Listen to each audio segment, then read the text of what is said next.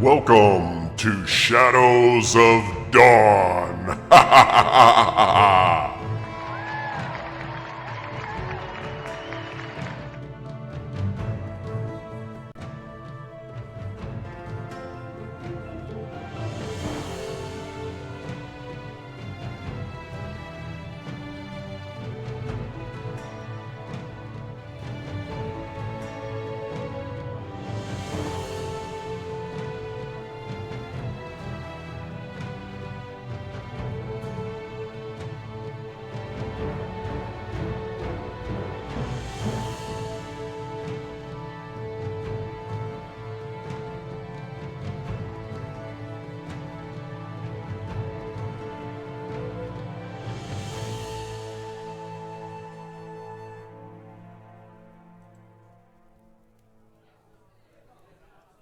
And welcome, my friends.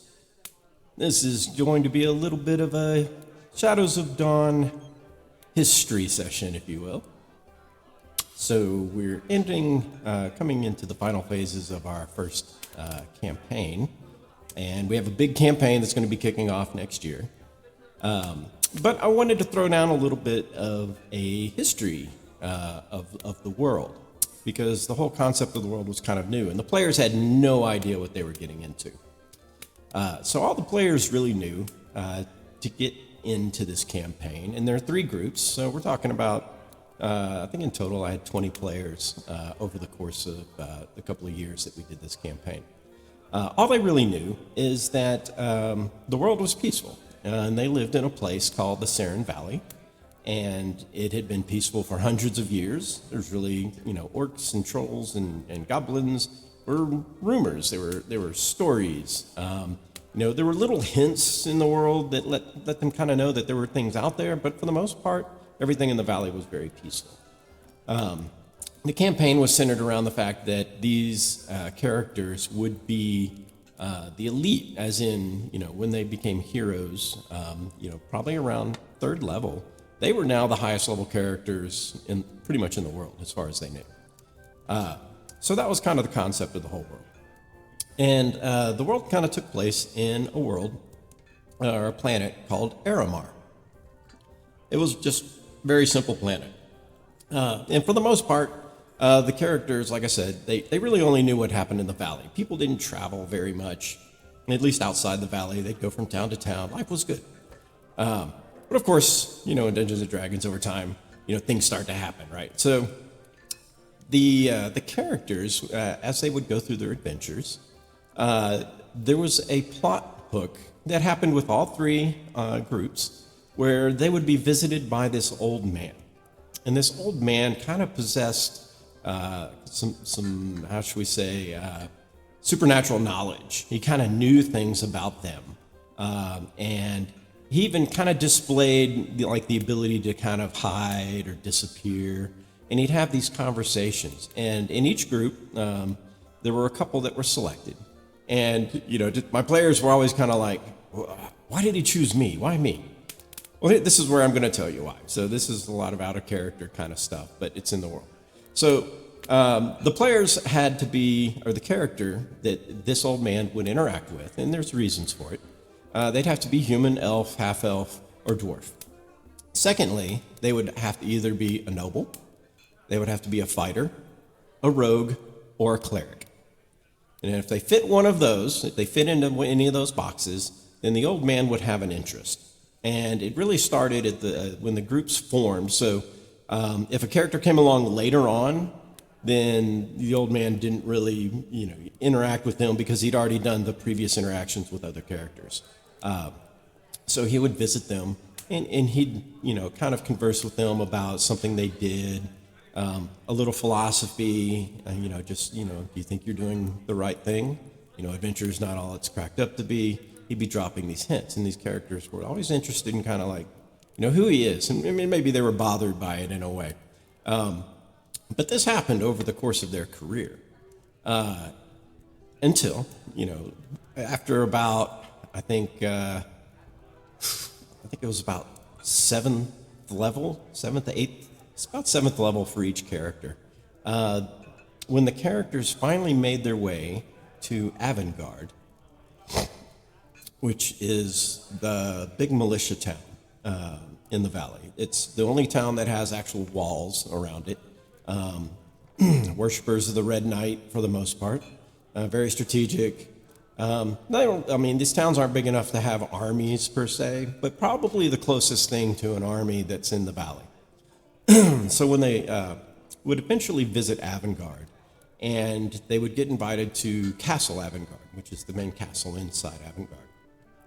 This is where kind of the whole world plot kind of unfolded behind them, and they would start to kind of learn more.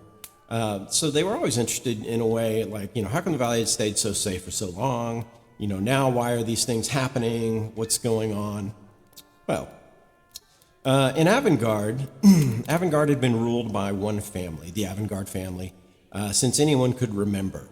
And I had always left a little hook inside the cities and towns information under where the noble families were about how Lord Shard Avangard was thought to be the High Lord, even though his daughter, or what they thought was his daughter, was the one who basically represented the family. And he had been reclusive, so he hadn't been seen in years and years and years and years. And a lot of people had kind of rumored that he was dead. So during the course of the visits with this old man, a lot of the players started to suspect that perhaps, or I say not a lot, but a couple of players, and I know I'm thinking of one in particular, started to suspect that this might be Shard Avangard who's visiting them. Turns out he wasn't far off. He was actually pretty close.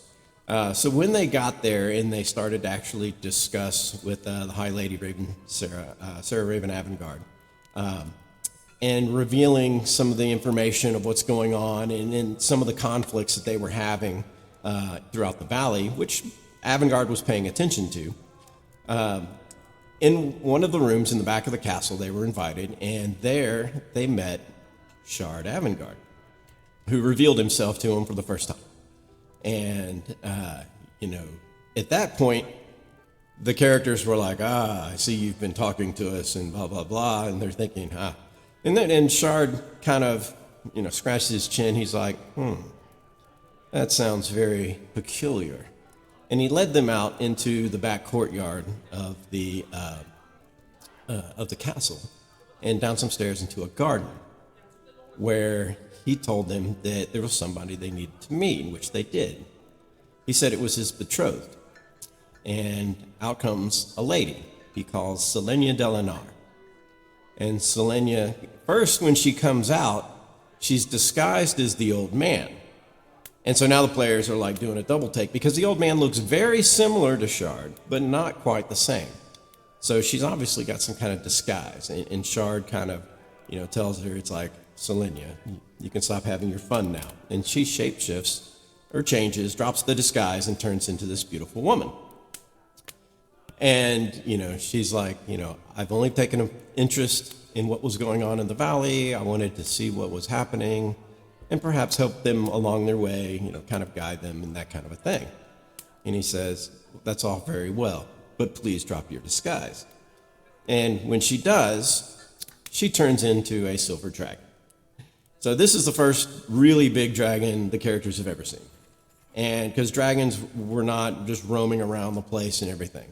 And if you know silver dragon lore, metallic dragons, silver dragons love to take on human properties and mix with mortals. So what Selenia was doing is she was kind of imitating Shard in a way. And she would, hey, Doss, how you doing? It's one of my players. She would then go and visit with those specific people. And like I mentioned, the reason that she would pick those people is because Shard Avangard as a character he's a noble. He is a fighter, cleric, rogue, and human. So those is what she was familiar with. So that is why she chose most of those properties to interact with the characters. So I think in two groups, there were 3 characters that were interacted with. And in one group, there was only one character, I think, that was directly interacted with from the beginning, right?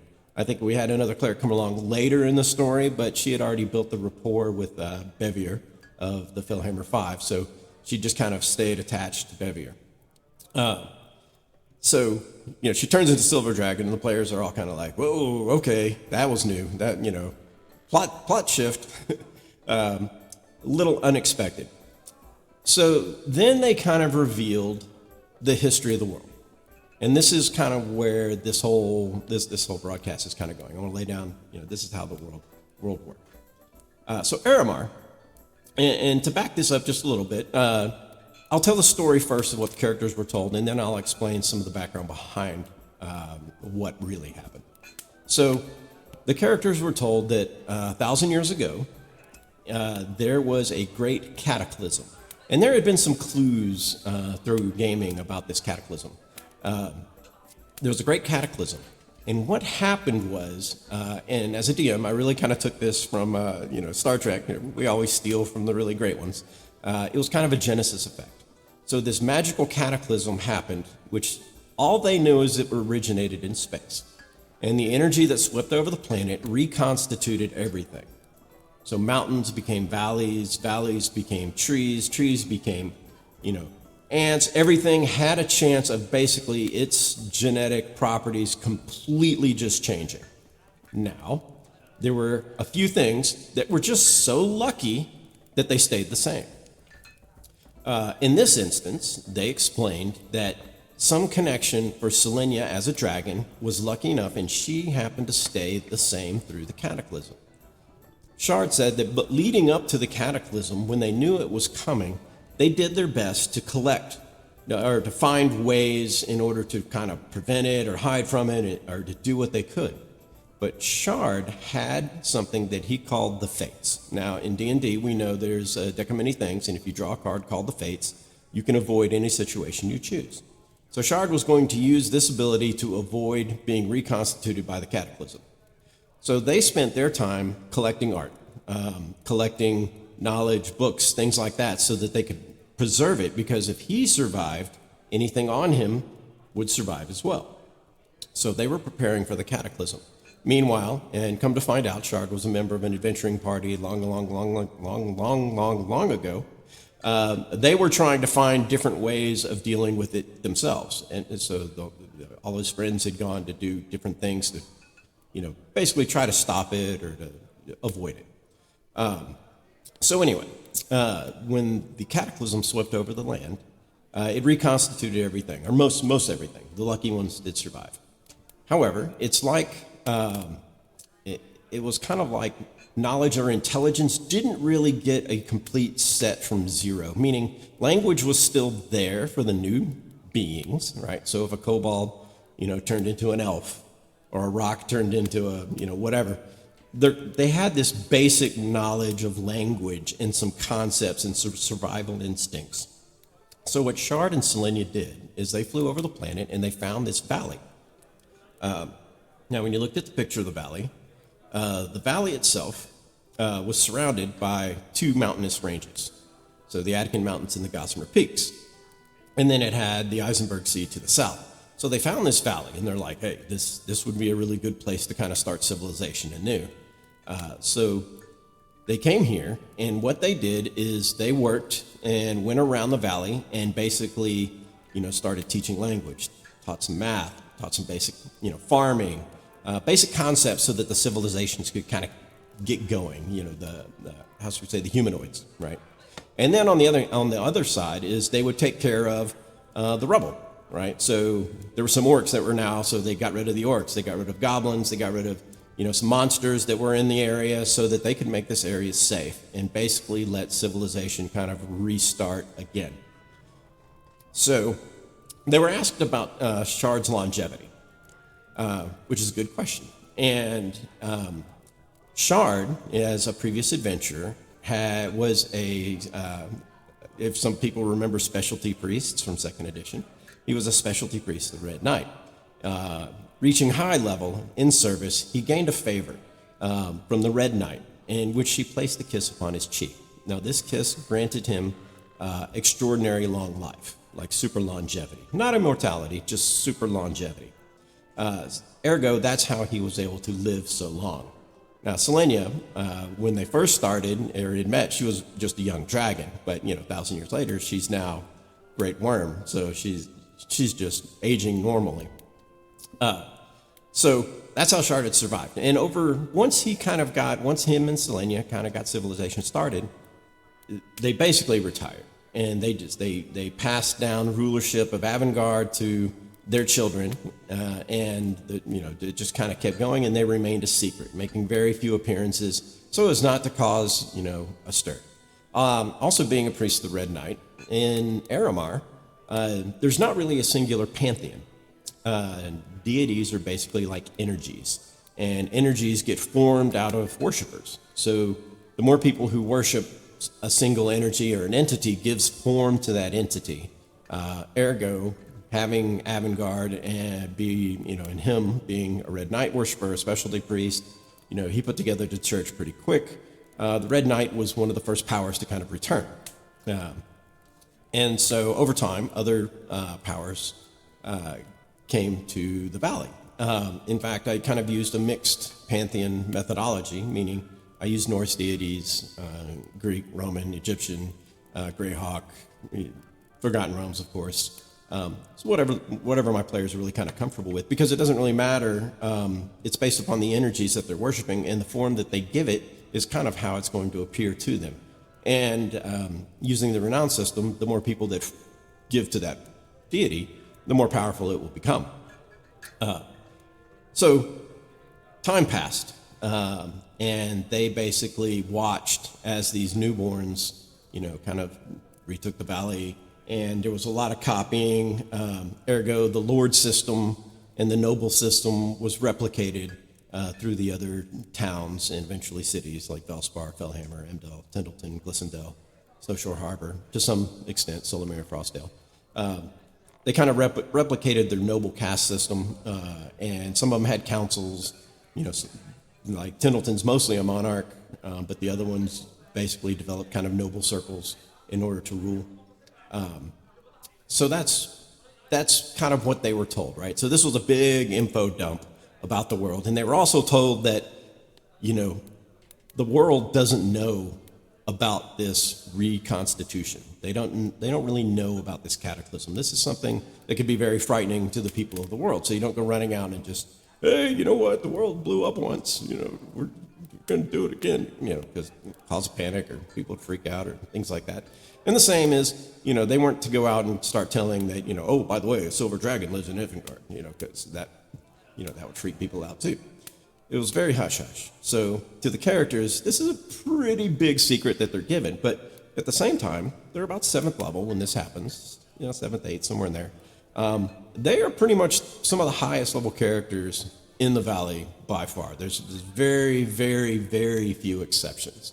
And that's very few exceptions to the third party, which was probably the lowest level party going through.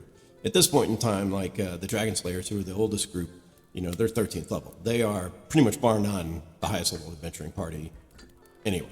The second group, Saren Defenders, right on par with just a few people in the valley, but they're definitely light years ahead of just about everybody else. And the last group only has a few people that are in this valley that are really higher level than them, and we're talking about select individuals. As a party, they're basically the third highest level party in the valley. Because most characters are NPCs in these towns. They don't get past militia. We're talking level 1, level 2 at most. So that's kind of where everything's set.